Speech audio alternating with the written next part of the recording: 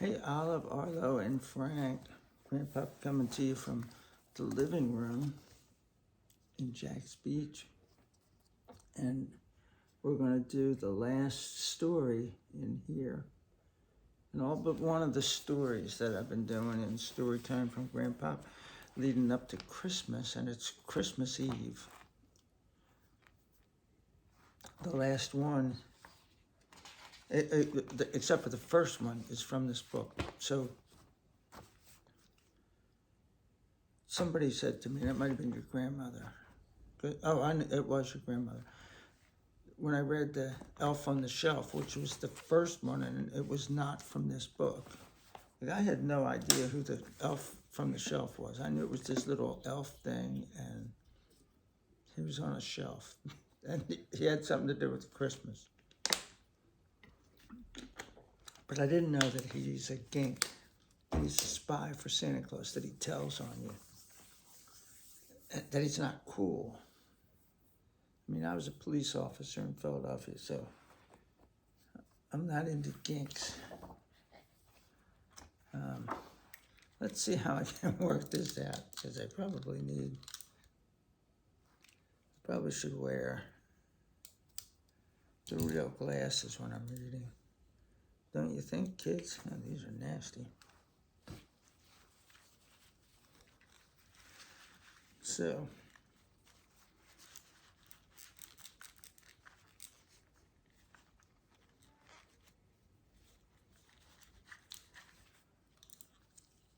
yeah, that's better. So, your grandmother said, well, don't you read these stories first? And I said, no. And there's a reason why I don't read them first. If I was reading you a story at your house, I would go, oh, would you like me to read you a bedtime story, Olive? And you would go, sure, Grandpa, although you can't say that now. And I would probably say, pick out a book. And you'd go say, well, read this one to me. And you'd pick out something that your mom or your dad had read to you before.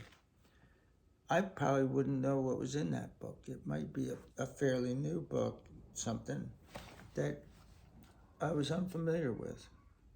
And I would read it to you. I wouldn't go, well, hold on a second. Let me go read this so I know what the story's about. So I'm trying to replicate that here. And I've had other people go, you should practice. You'd be better, and you'd get more people to like your videos and share your videos.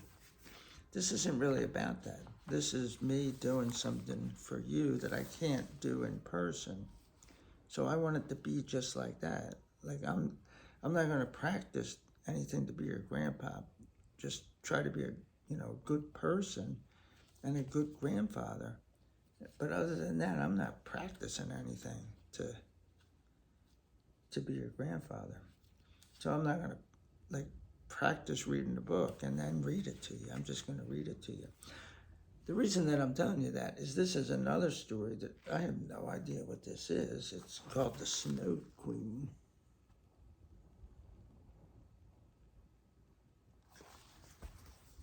And there's two kids riding on a reindeer. Gather round, children, I've a tale to tell. It begins with a mirror and a terrible spell. So a spell is something that a witch or some wizard casts on you. A spell could be good, like, oh, I'm casting a spell on you and you're going to get $1 million, but it's usually not good. It's usually something bad. The mirror was cursed by a demon so mean that he wished to spread sorrow wherever he'd been. The mirror, you see, would show only bad, so all who gazed in it looked ugly and sad. As the foul demon flew with the mirror up high, it slipped from his hands and fell through the sky. It shattered to earth, and folk cried in surprise as splinters stabbed at their hearts and their eyes. Then they grew cold and knew kindness no more. but felt only spite for whoever they saw. And spite means malice. It means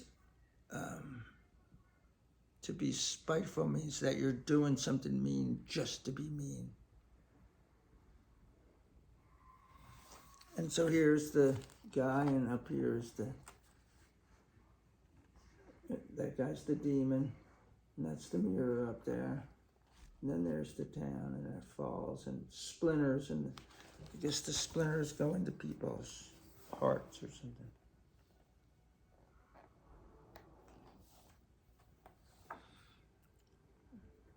In a distant land full of laughter and joy lived Gerda and Kay, a young girl and boy. So these are probably Germanic names. These people lived in Germany, just like there were other kids in another story.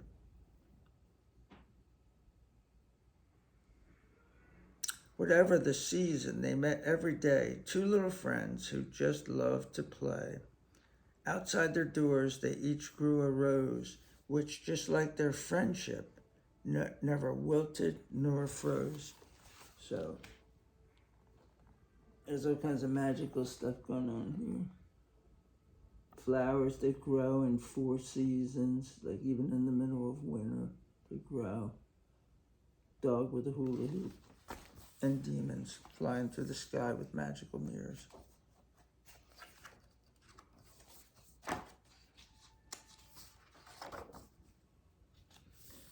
When it was frosty, they hid from the cold, while Granny told folk tales from ages of old. Beware, dear children, of the chilly snow queen, for she spreads only coldness whenever she's seen. Gerda was frightened, but Kay sat up tall and promised he'd guard her from one and from all. So Gerda is the girl, and Kay is the boy, and so he's going to be her Prince Valiant. He's going to protect her. And men do try to protect women because we're stronger than women are. And so you don't want to hurt them, you want to protect them. You don't want to use your strength against them. You want to use your strength to keep bad things from happening to them. Because that's what you do when somebody's your friend, is you take care of them, you protect them. But one winter's day, Kay let out a cry. There's a stab in my heart and a pain in my eye. And I can relate to that because I just had my second cataract surgery 2 days ago. So I still have a pain in my eye, a little bit. It seems that some mirror had fallen on him. Well, we know what that's all about, right? From that moment on, he was grumpy and grim. He snatched up his sled and hurried away. Gerda asked where he was going, but Kay wouldn't say. And here's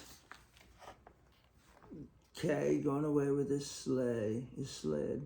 And there's Gerda. And Gerda, they must have made a snowman, and look at that. They used a piece of coal for each eye, probably for the buttons, and then they took a carrot and made a nose out of a carrot, and then they put somebody's hat on them. Probably stole it from their dad. Oh, it was buttons. Buttons for the eyes, not coal, and coal for the buttons. And then little chunks of coal to make the mouth. And they use sticks for arms. They got sticks so he's got 2 fingers on each arm. He doesn't really have hands. And then a scarf.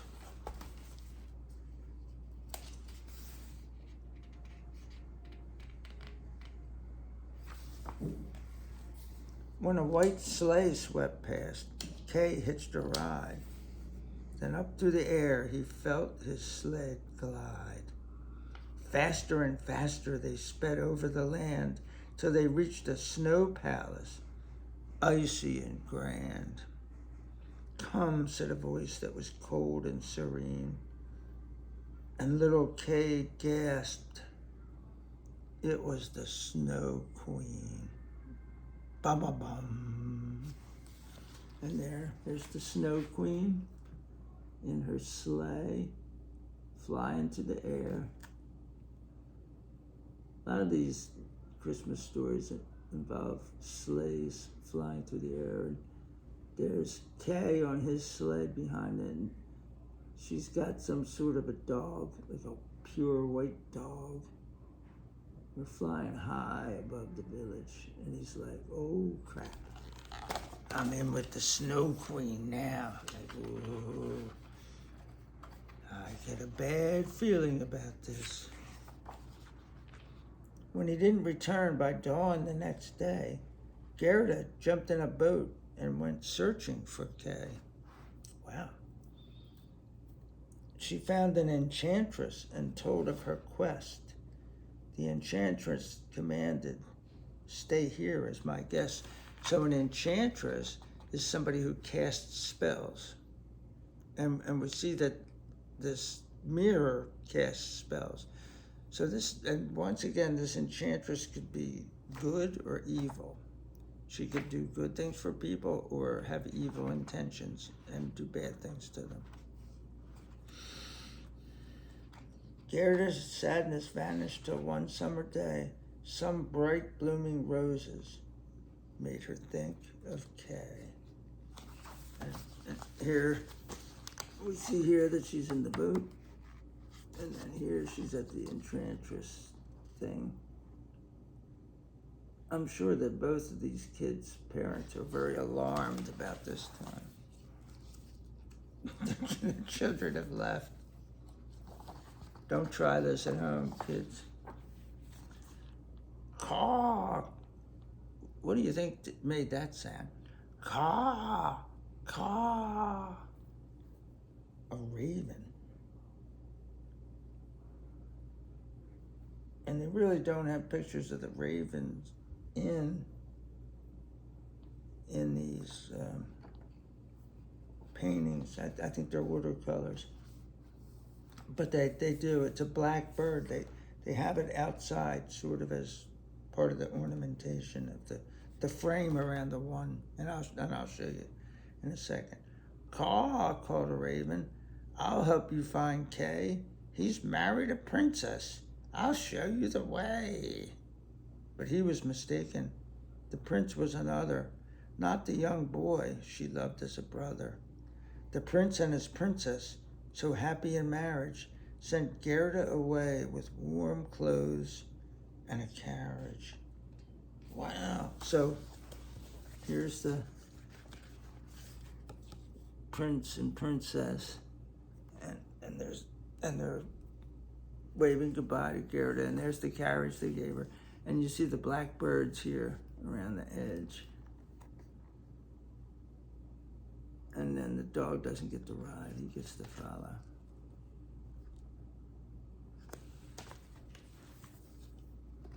You know what they say about a dog's life? Rough.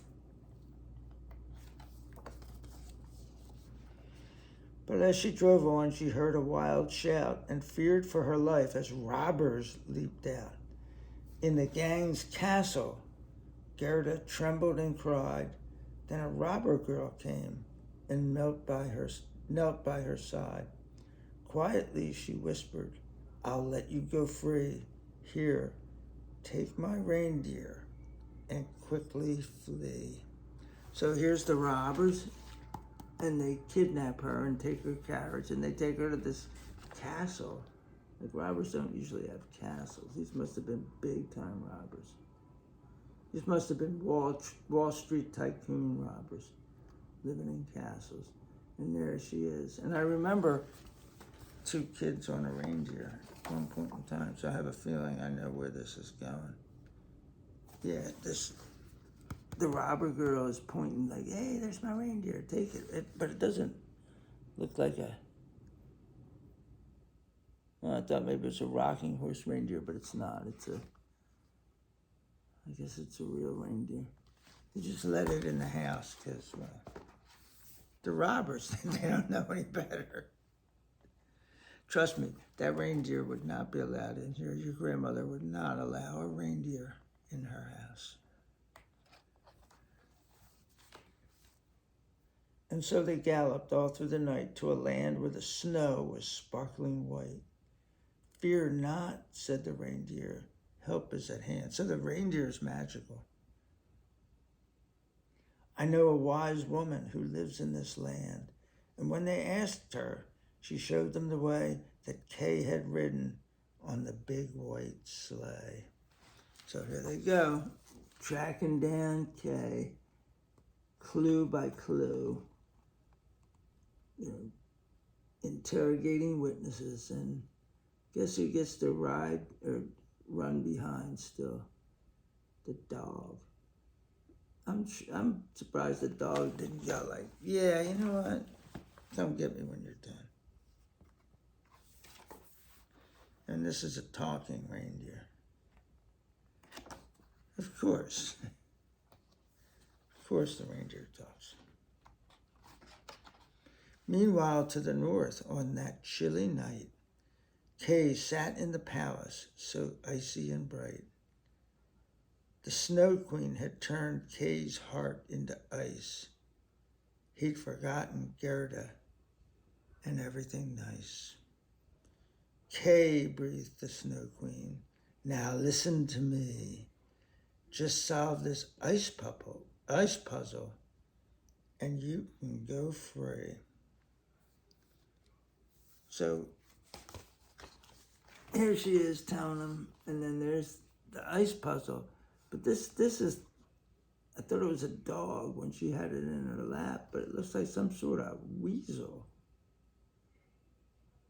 That doesn't look like, it can't be a dog. Look at that tail. That's some sort of weasel or something. An ice weasel.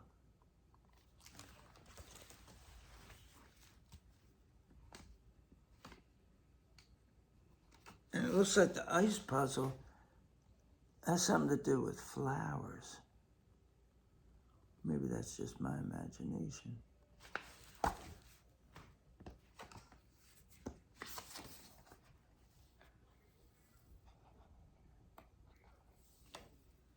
Kay did not notice as Gerda rushed in, but she did not falter. She just cuddled him. As Gerda's warm tears fell on Kay's chest, they thawed the heart of the friend she loved best. I'm free, gasped Kay as he slowly unfroze. I've solved the puzzle. It is an ice rose. And there they are, all standing there. And there's the ice rose. And there's the weasel.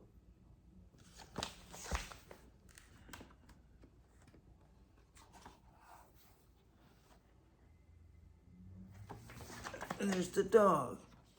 The dog's still following.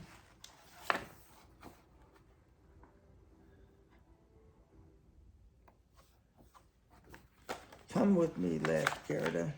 It's time to go. And riding the reindeer, they sped through the snow. Gerda waved and thanked all the friends that she saw, till they arrived at a rose-covered door. Grandma, shouted Kay, it's great to be home. I promise from this day that I'll never roam.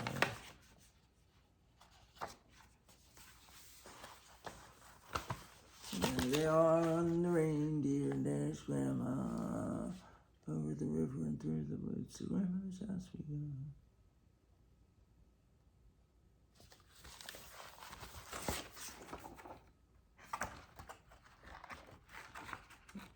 Let's see what else we have here.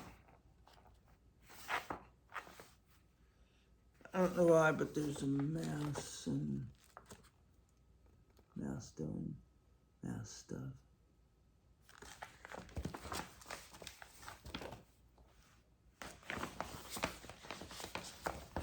Merry Christmas.